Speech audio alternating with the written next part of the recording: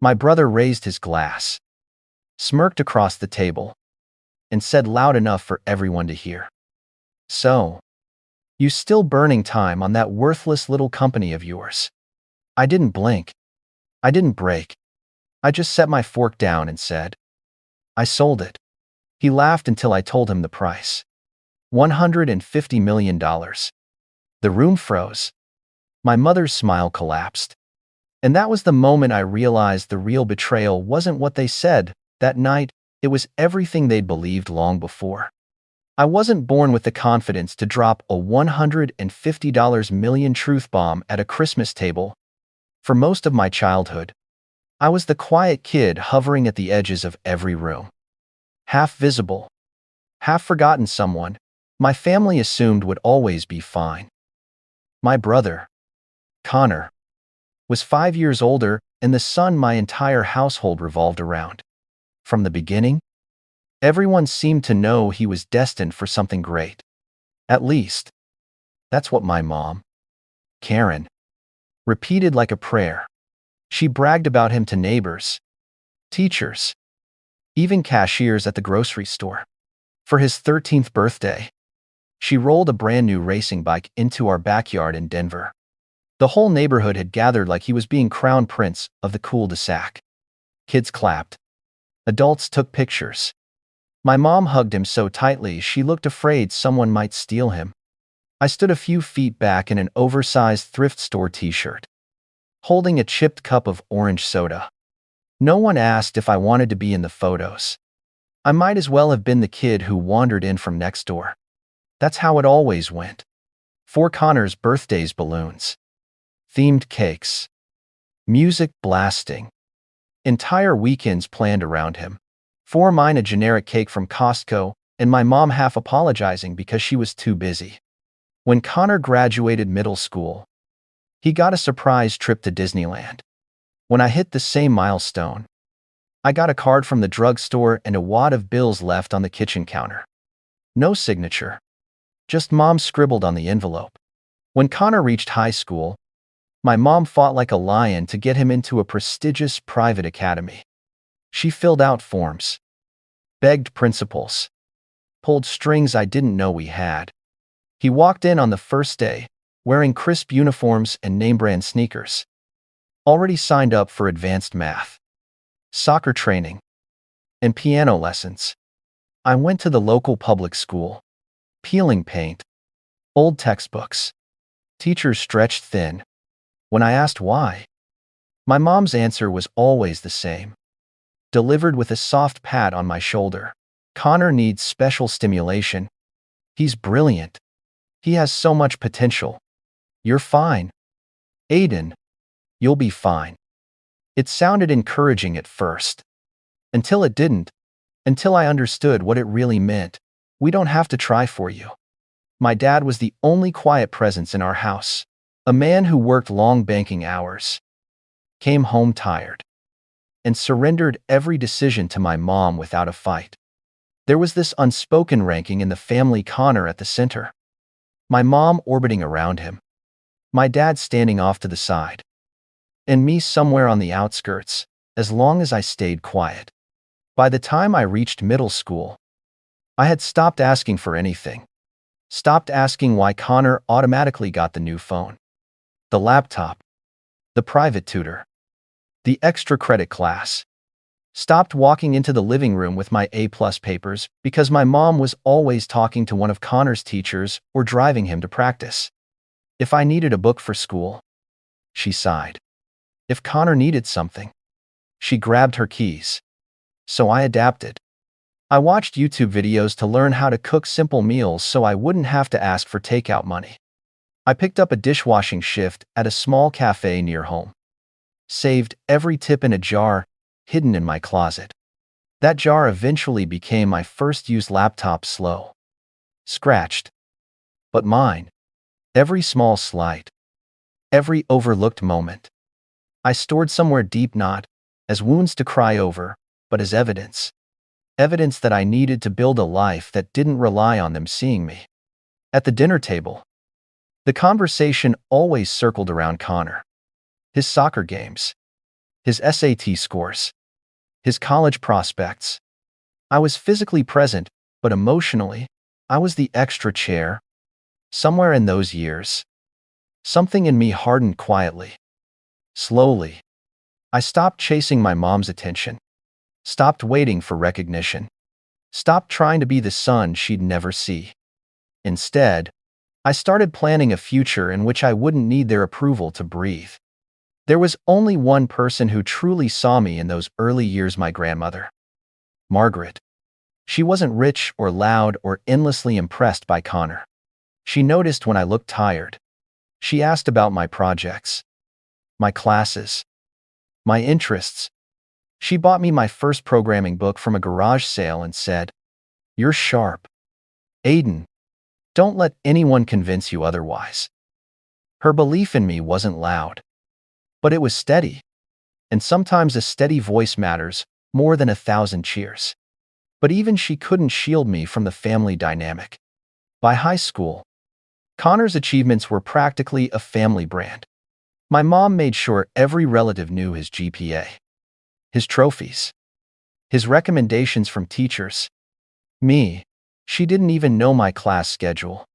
Once, I overheard her telling a neighbor that she didn't worry about me because Aiden's the easy one. He doesn't need much. I think she meant it as a compliment. It didn't feel like one.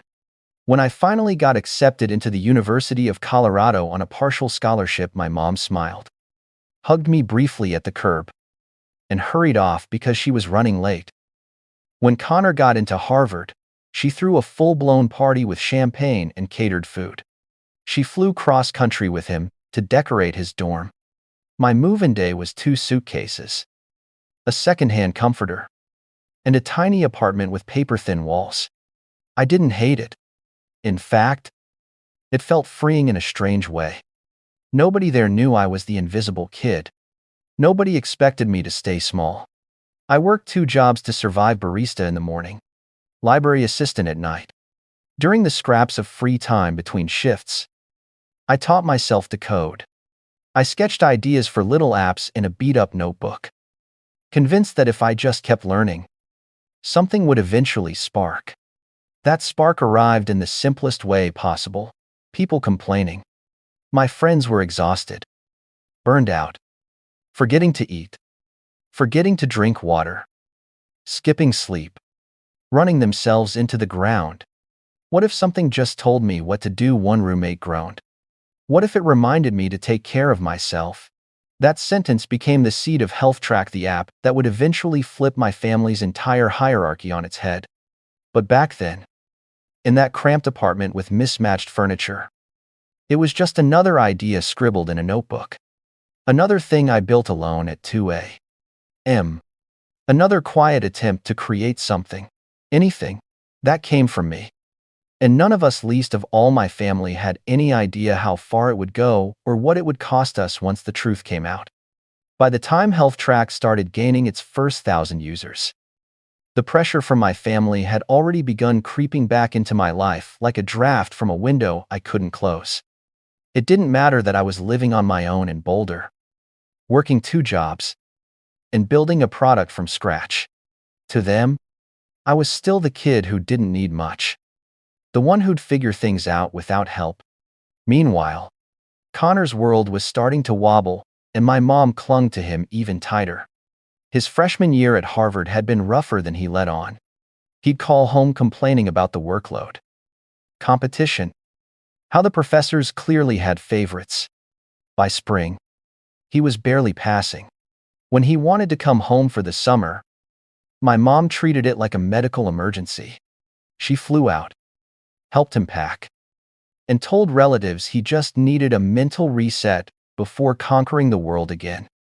And somehow, even from hundreds of miles away, I was expected to adjust around his crises. Can you send a little money to help your brother this month?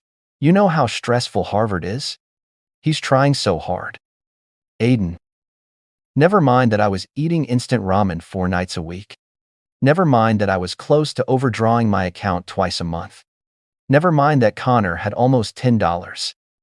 0, 0, Zero worth of emergency support from my mom alone. I was the stable one, the dependable one, which, in my family, meant the one they could drain without asking how I was doing. The pressure built slowly. Subtly, it wasn't one big moment, it was 1,000 small ones. Like when my mom found out I was taking extra credits to graduate faster. Aiden, honey, don't push yourself so hard. There's no rush. Besides, Connor might need help when he finishes school. Help. For me. For him. The kid who never worked a job in his life. Then there were the guilt-laced calls when Connor's startup dreams began forming. He's so close to something big. Aiden. If he just had a bit more support. She meant money. She always meant money. But I was pouring every cent I had and every hour into Health Track. The app was growing, but painfully slowly. I answered support emails between classes. I coded on bus rides. I tested features during my barista lunch breaks. Sometimes I'd nod off in algorithms lectures because I'd only slept 3 hours. And every time I called home, my mom's first question was always the same. How's Connor doing? He sounded stressed. Then, as an afterthought, oh, and how's your little project going? Little project. Those words dug deeper every time. As Health Track grew from a few hundred to a few thousand users, the pressure dialed up again. One night, I was at the Starbucks backroom washing whipped cream nozzles when my mom called in tears. Connor failed another exam. He's devastated. I froze. Soap dripping off my hands. I waited for the part about how she felt embarrassed or worried. Instead, she said, he needs a weekend away. Could you book him a hotel? Just a small break. I nearly laughed. I was standing there in a stained apron, exhausted, making less per hour than Connor spent on takeout. Mom, I can't. I'm barely. You're always so practical. She cut in, voice thick with disappointment. Connor just needs support. What she meant was support always flows toward him. You exist to make sure of it. The manipulation wasn't explosive, it was woven into the smallest everyday interactions. Mom asking for a little favor. Connor venting about his crushing workload while I shared a room with 2 roommates and coded in the dark. Relatives praising Connor at holidays while patting my back with, "You're the reliable one. Aiden, you'll make it eventually." Eventually. As if what I was doing didn't count until someone else validated it.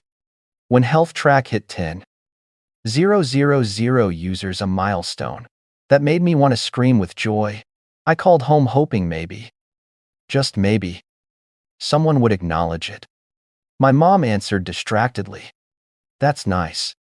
Honey, listen, Connor has a huge opportunity. He wants to start a sports analytics site. Isn't that exciting?" Then she spent 20 minutes detailing his vision. How he was brilliant, but misunderstood. How she wished she could give him more money, but maybe I could help. I sat there staring at my cracked laptop screen while her words washed over me. Every Connor needs. Every he has potential. Every be a good brother. And the thing was, I didn't hate Connor. He was arrogant, clueless, and spoiled. Sure. But he was also a product of a system built around him.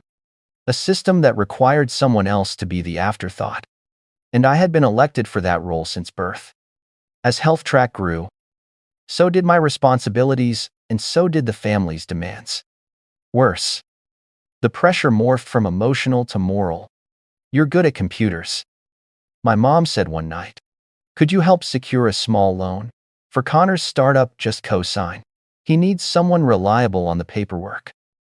A cosign on a business idea Connor hadn't even written down. It was insane. But in my family, logic been around Connor like gravity. The final straw came during my junior year. I was in the middle of debugging a feature that kept crashing the app, a fix that, if done right, it could triple retention when my mom called. Breathless. "Aiden, it's urgent." My chest tightened. What happened? It's Connor. He's overwhelmed. He says he can't keep pushing forward unless he knows we're behind him. He needs $10,000. I choked. Mom, I don't have, please. Sweetheart, think about everything we've done for you. Those words. Everything we've done for you. Like my childhood had been some grand gift, instead of the cheapest, easiest version of parenting possible. That night, sitting alone under flickering office lights, I couldn't afford to replace. Something shifted in me, quiet but sharp. It wasn't anger. It wasn't rebellion. It was recognition. They weren't making mistakes. They weren't overlooking me by accident. This was the system, and I was expected to stay exactly where I had always been, the silent support beam for someone else's dreams. For the first time, I didn't feel guilty for saying no. I felt awake. I didn't know then that their next request would cross a line I couldn't unsee, or that it would set everything else into motion, the breaking point. The shift in power. The quiet revenge that would come later. But the strings were already tightening, and I was almost at the point where they'd snap. The moment everything finally snapped didn't come with yelling or some dramatic explosion. It came quietly, almost politely, wrapped in the same tone my family had always used when asking me to sacrifice myself for Connor. It was late fall, a few months before the Christmas dinner that would change everything. HealthTrack had just hit a surge in growth after a fitness influencer mentioned it in a video. Our servers were straining. My team was pulling long nights. And I was living on energy drinks and prayer, trying to keep the app from crashing while onboarding thousands of new users. It was the biggest opportunity of my life. And somehow, my family found a way to turn it into my biggest burden. I was in the office, really just a windowless room with a cheap desk, when my mom called. I almost didn't answer. I should have trusted that instinct. Aiden, she said breathlessly, like she'd run to the phone. We really need your help. It's serious. My stomach dropped. Is someone hurt? There was a pause. No, nothing like that. It's about Connor. Of course it was. She sighed dramatically. The kind she used when she wanted me to feel guilty, before I even knew why. He has this incredible new business opportunity. Truly life-changing. But he needs backing. And the bank wants a co-signer with stable income. My chest tightened. Mom, I don't have stable income. I'm building a startup. That's the opposite of stable. You're being dramatic. She snapped. You have savings. You have a skill. You've always been the dependable one. I rubbed my temples. How much does he need? Only $75,000. She said. Like it was pocket change. Just to get the ball rolling. The loan officer said if you sign with him, just sign, he'll be approved by next week. I pulled the phone away and stared at it, half expecting I'd misheard. Mom, I can't co-sign a $75. 000 loan for an idea he hasn't even tested. He has a pitch deck, she insisted. So do millions of people. I said, that doesn't mean the business exists. Then she said the sentence that broke something deep inside me, something I didn't even know was holding on until it finally let go. Aiden, after everything we've done for you, the least you can do is help your brother succeed. You owe us that. You owe us. Not you matter. Not we're proud of you. Not we see how hard you're working. Just a bill. For a childhood I'd spent on the sidelines. For scraps of attention I'd had to earn myself. There was no misunderstanding anymore. No illusion of fairness. No hope that they'd ever see me. This wasn't an accident. This was the architecture of my entire upbringing laid bare. You're asking me to risk my company for him, I said quietly. For a business he thought up last week. And why not? My mom snapped.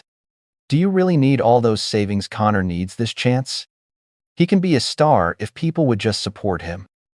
Her voice cracked with desperation. But not for me. Never for me.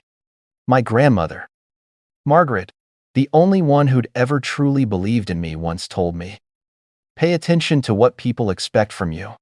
That's where the truth hides."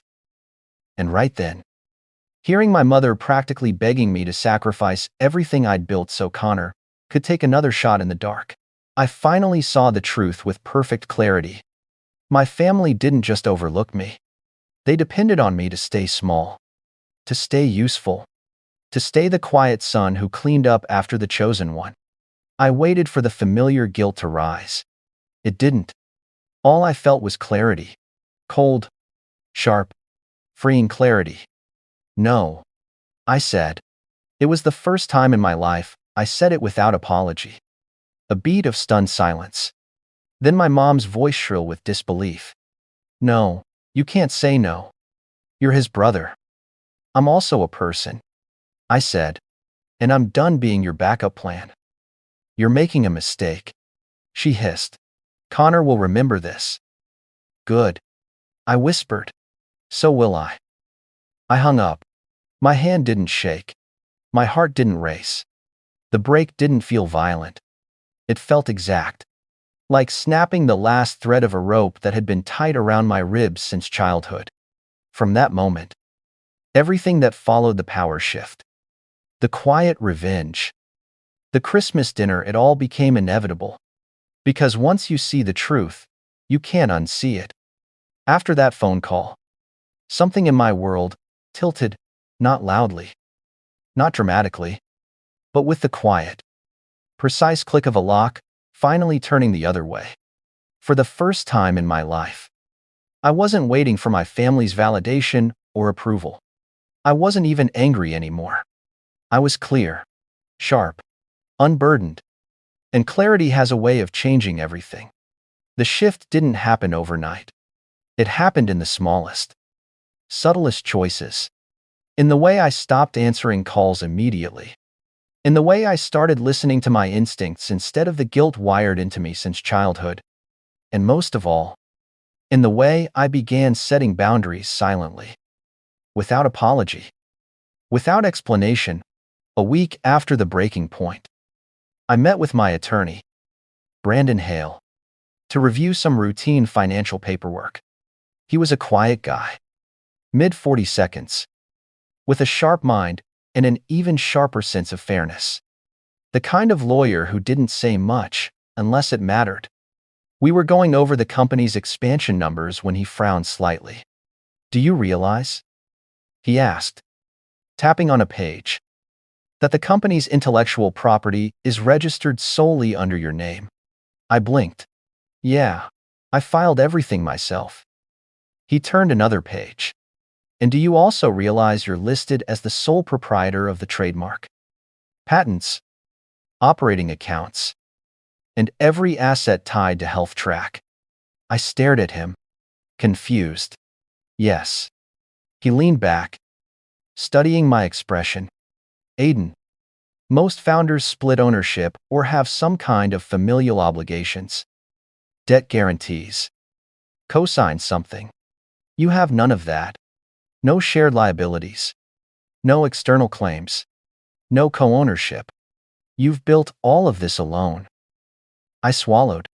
Hearing it out loud hit different. It felt like someone had placed a key in my hand I didn't know I'd earned. For the first time, Brandon continued, "You're in a position where you can choose how much of your life you want to share or not share with anyone." I knew what he meant. He didn't know the details, but he could sense the tension. He saw the shadows behind my neutral tone whenever my mom's name came up. And that was the moment the power shift began. Quietly, effortlessly, almost accidentally, I realized I had something my family had never given me: full autonomy. No one could claim my success. No one could demand a cut. No one could rewrite the story. The guilt that had followed me for years felt suddenly irrelevant. That night, instead of coding until 3 a.m., I opened a new email draft. Not one filled with emotion or justification. Just clarity. Professional. Simple. Cold in a way that made my chest feel both heavy and light. Email to Mom, I won't be able to provide financial assistance to Connor. My decisions regarding my business and finances are final. Please don't contact me about loans, co-signing, or support requests again. Email to Connor, I'm focused on my company.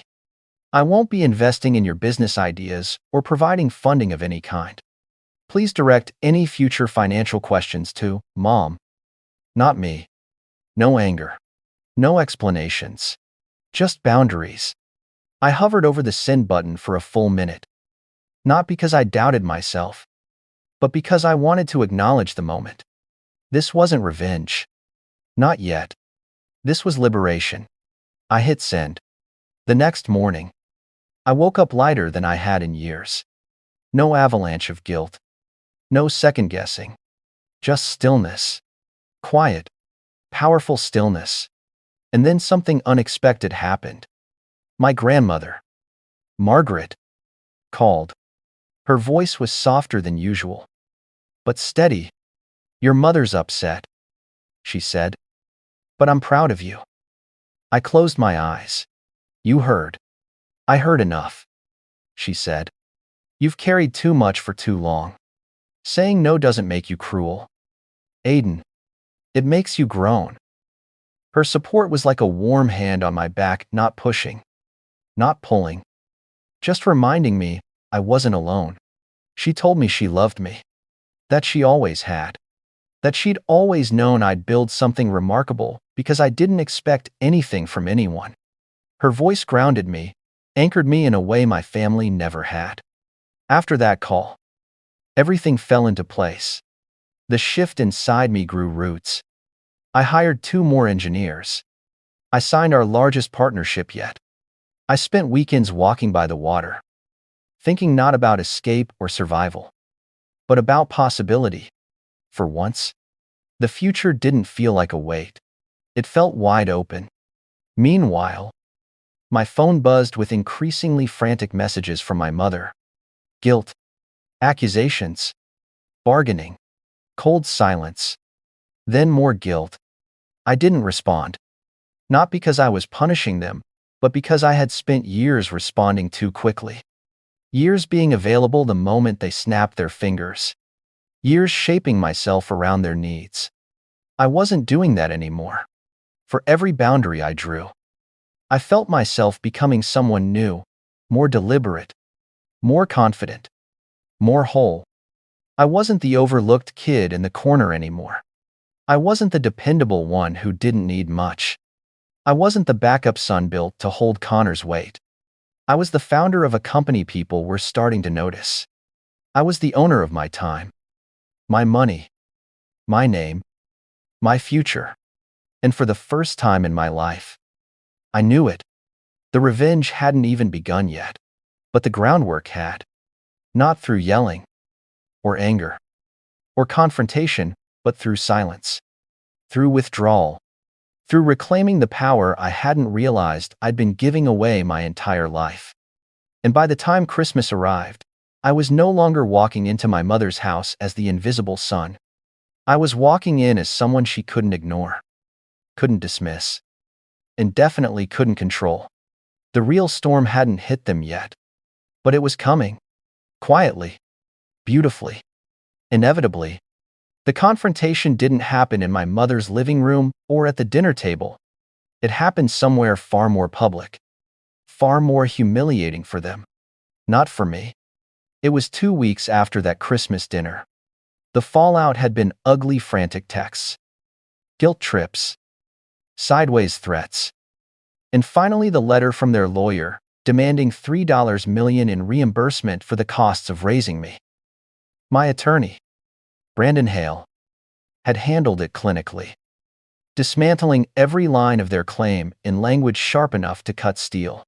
But my mother Karen wasn't done. She demanded a meeting, face to face, like a family.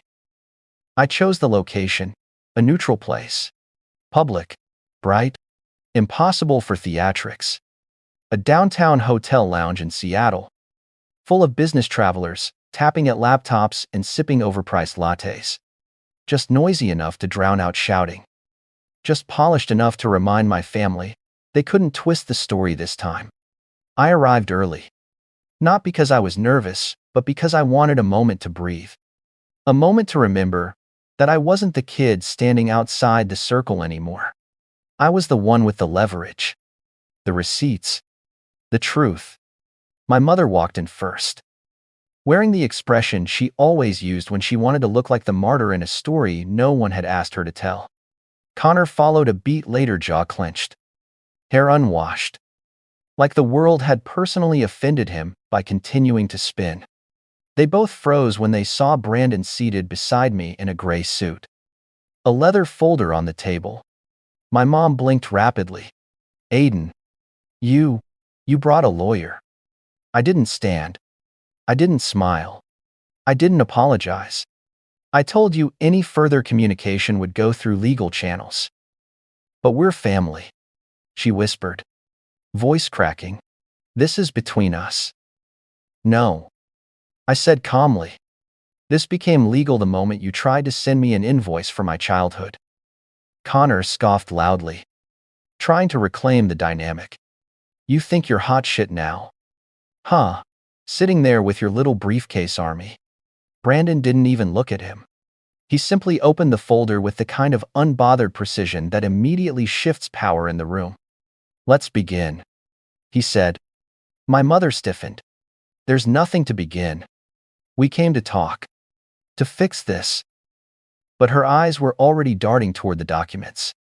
And then she saw the first page. A summary of every financial record from the past 20 years meticulously compiled by my accountant. Every tuition payment for Connor. Every check for his failed startups. Every bank transfer labeled help for Connor. Every loan my mother had taken out on his behalf. Tens of thousands. Hundreds of thousands. A life built around financing one child's potential at the expense of the other. And next to my column, zero. Over and over again. Zero. My mother's face began to crumble. This isn't fair, she whispered. You're taking everything out of context.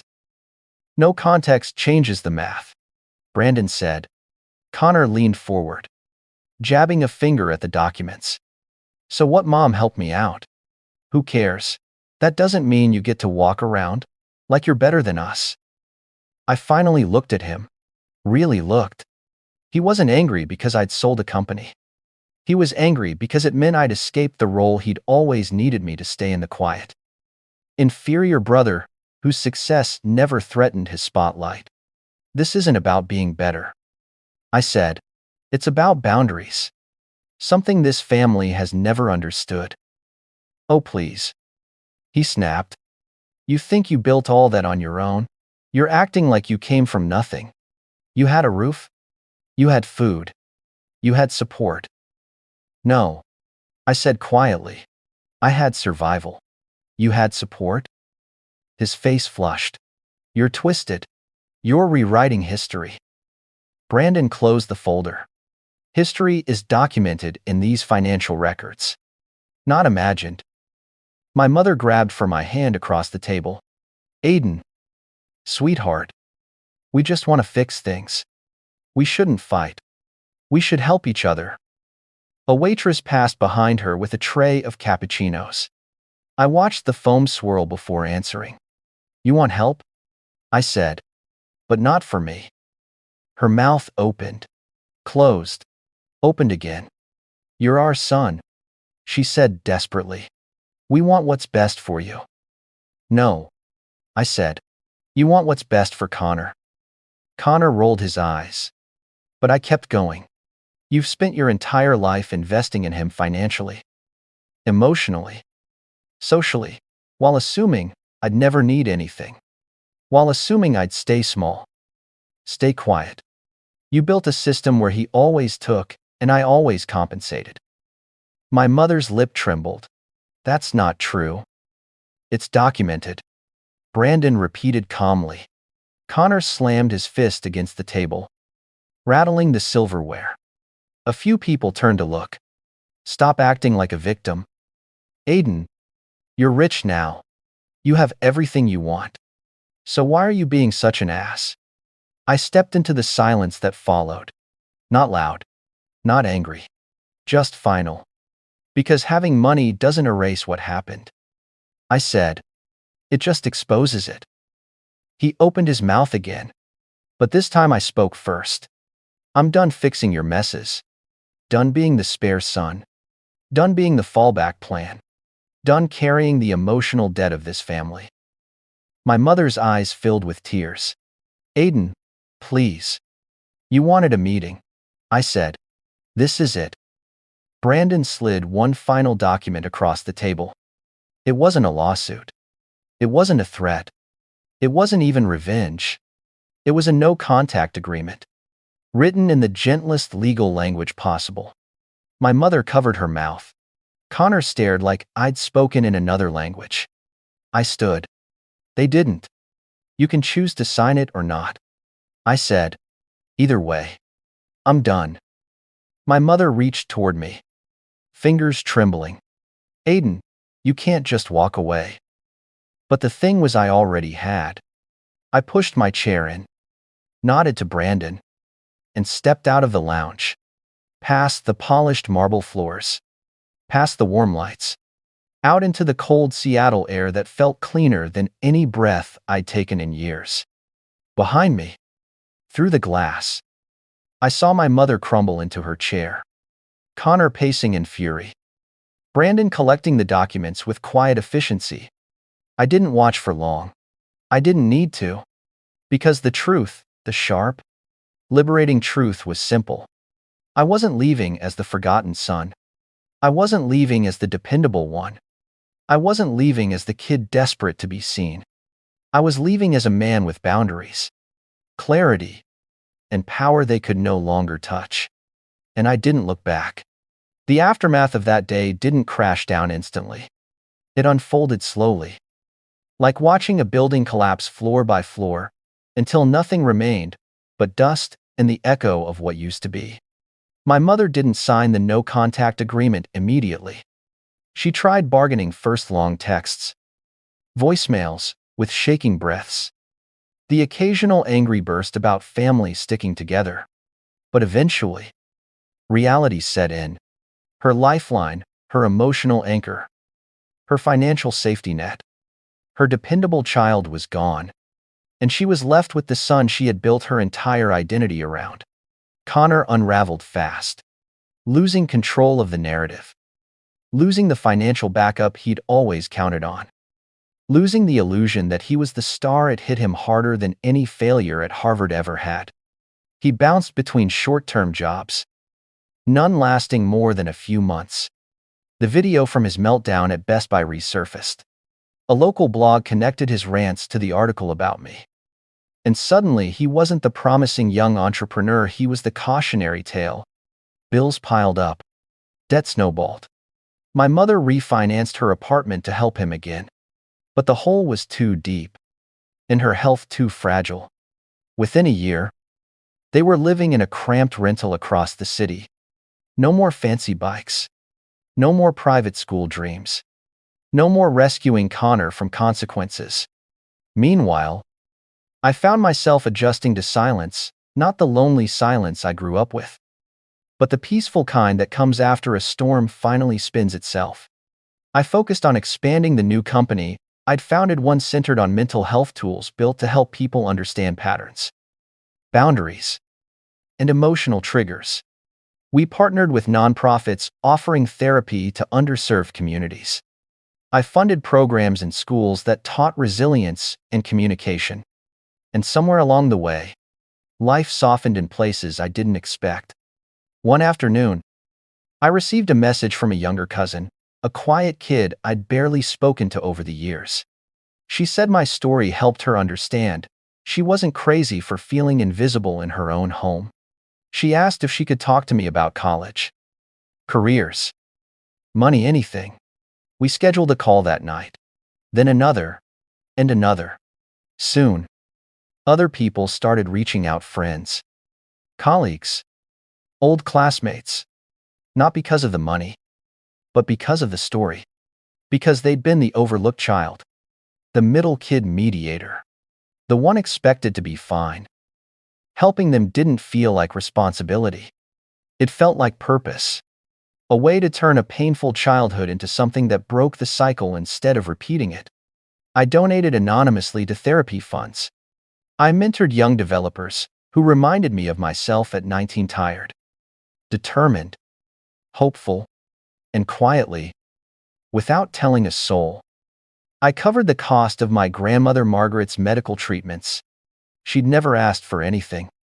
She was the one person who'd seen me before anyone else had reason to. Helping her didn't feel like obligation. It felt like gratitude. Months passed. Then one winter morning, a letter arrived at my office. I recognized my mother's handwriting, instantly shaky, uneven, small. It wasn't a plea. It wasn't a demand.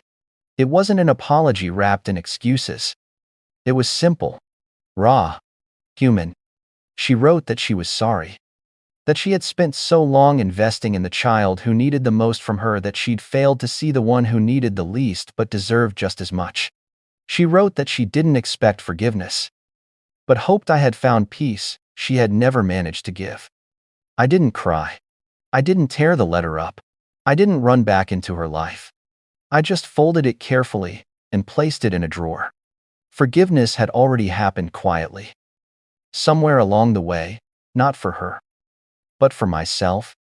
For the version of me who spent years trying to earn a place at a table that was never set for him. Here's what I learned in the end. Pain doesn't disappear when you walk away, but it transforms when you use it.